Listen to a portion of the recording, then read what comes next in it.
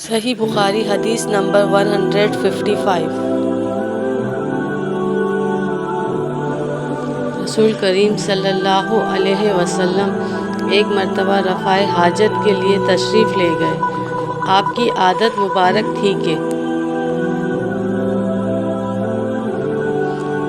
آپ چلتے وقت ادھر ادھر نہیں دیکھا کرتے تھے، تو میں بھی آپ کے پیچھے پیچھے آپ کے قریب پہنچ گیا۔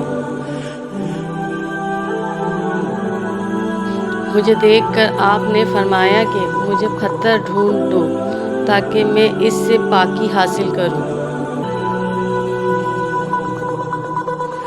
یا اسی جیسا کوئی لفظ فرمایا، اور فرمایا کہ ہڈی اور گوبر نہ لانا۔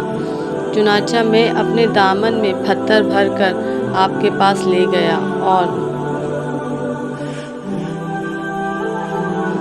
آپ کے پہلو میں رکھ دیے اور آپ کے پاس سے ہٹ گیا۔ جب آپ قضائے حاجت سے فارغ ہوئے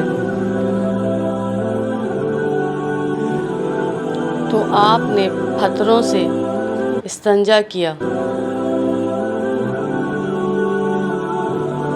صحیح بخاری حدیث نمبر 156۔ نبی کریم صلی اللہ علیہ وسلم رفع حاجت کے لیے گئے تو آپ نے مجھے فرمایا کہ میں 3 پتھر تلاش کر کے آپ کے پاس لاؤں، لیکن مجھے 2 پتھر ملے، تیسرا ڈھونڈا مگر مل نہ سکا، تو میں نے خشک گوبر اٹھا لیا۔ آپ نے پتھر تو لے لیے مگر گوبر پھینک دیا اور فرمایا یہ خود ناپاک ہے۔